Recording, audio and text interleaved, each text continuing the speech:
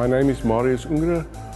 I've just spoken at a wee read for you here at Stellenbosch Business School on the book Viable Business Strategies, of which I am a co-author.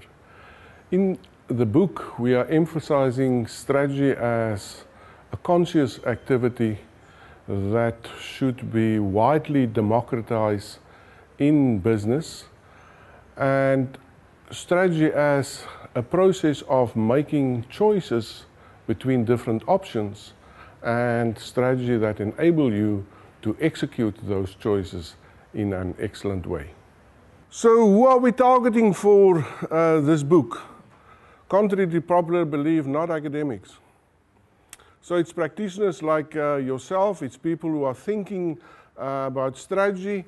It's of course people in large businesses, but also people in small businesses. So we haven't written it just for one audience, because we believe that even non-for-profit organizations still needs to define a purpose and to think about a plan on how to achieve that purpose.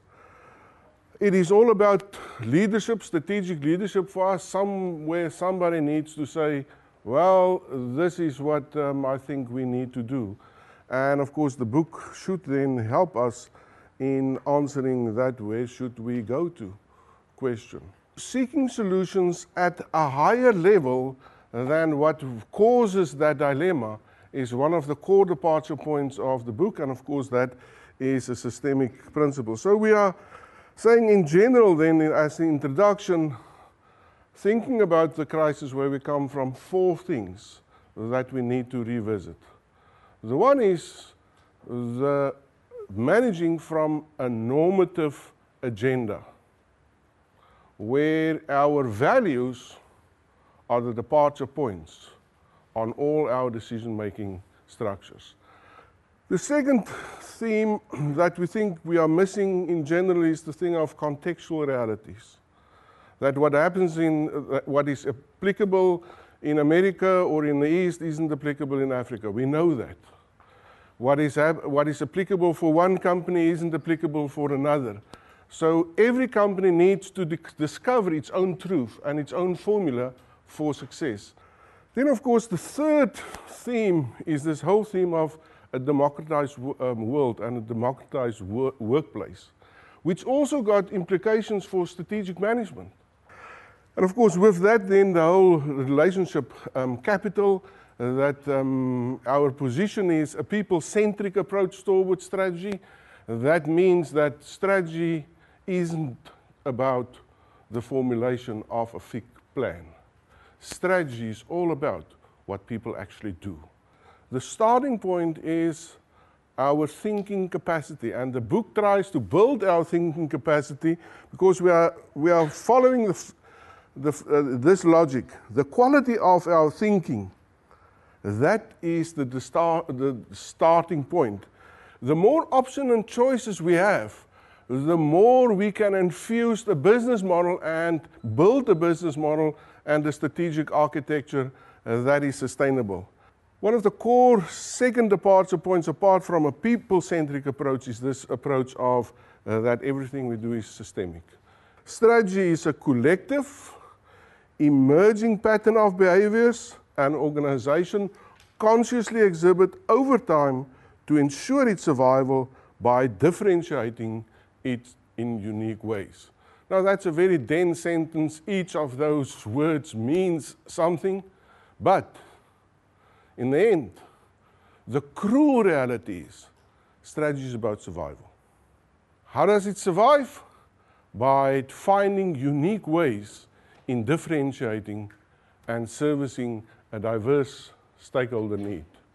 We try to answer the following question: what should I do if I want to build a scenario, if I want to create a business model, if I want to think about strategy execution?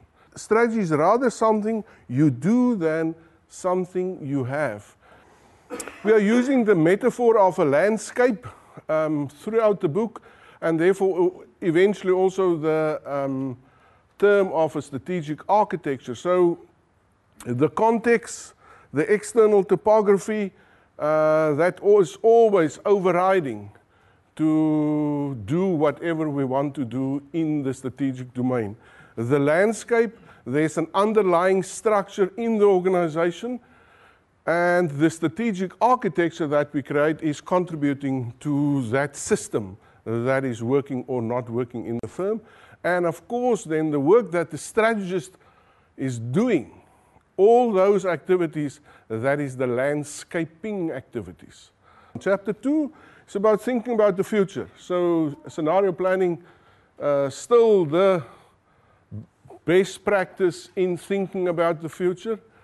Then on chapter 3, thinking about new spaces, Kima Melbourne has identified 6 strategic spaces, 6 ways that one can think about alternative futures. The ones that we've then added to that is, of course, digital space as an opportunity.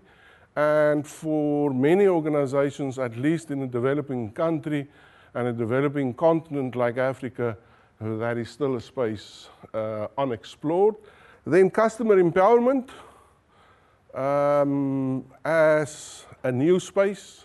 And then the last space that we handle in that chapter is about choke points, and I will come back to that concept when we talk about the strategic architecture.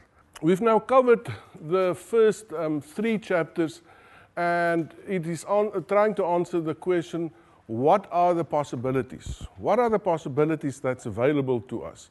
Chapter 4 is the base of this book, and this is where things comes together, this is where you integrate, and that is also what you then use as a reference point in the subsequent chapters. What we as business people want to do is to create a virtuous, reinforcing activity going in the firm. We have different variables that we put on the strategic landscape, and these variables should have a virtuous interaction with each other. And that would then give us this growth effect. The fact that things are interacting with each other, we need to make sure that it is a virtuous reinforcing activity. And therefore the concept of a strategic architecture that defines these different building blocks that we need to create together. So this is the integrated model that we use and framework that we use for strategic architecture. On the left-hand side, you would see it is all about scan and explore. So what do you scan and explore? The internal and the external environment. What are the core aspirations in the firm?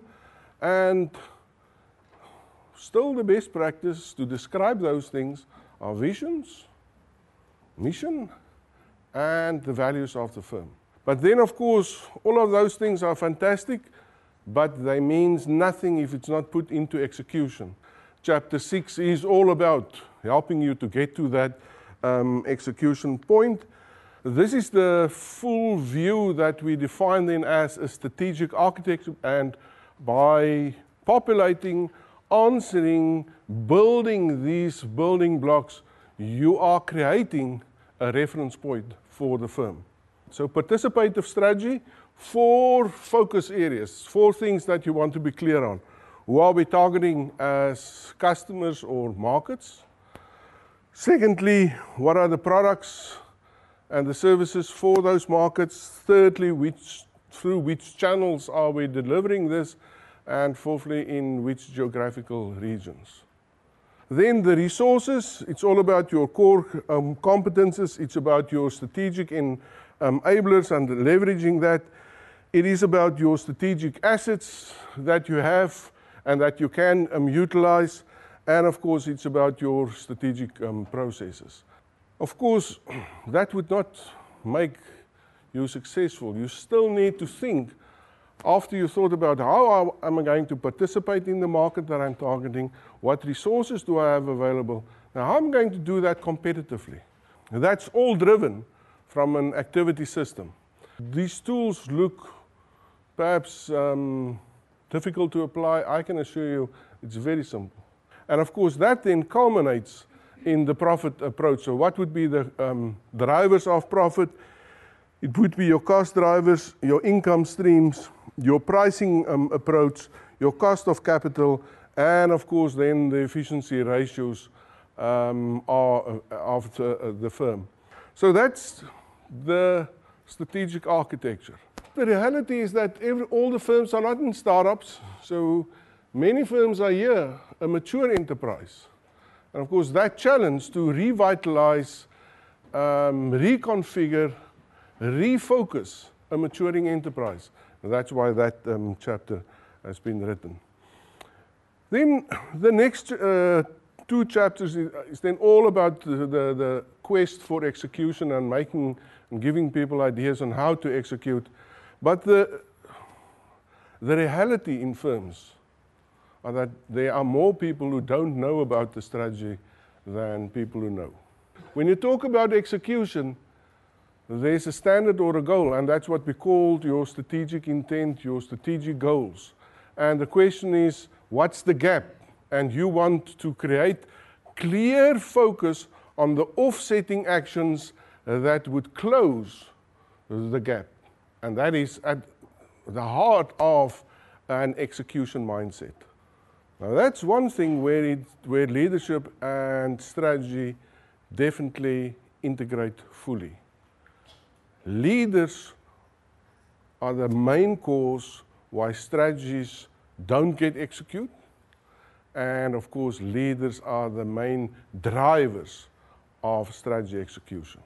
And we are then saying that the center of that activity is the strategic architecture view of the firm, translating that to very practical tools like a strategy map, and then getting a view on the strategy map, then representing your key core strategic goals, then getting a view on what we are measuring, what would success look like, then initiating strategic initiatives that would close the gaps, resource allocation, linking that to budgets, and of course, changing the daily agenda and the focus of people through a translation process.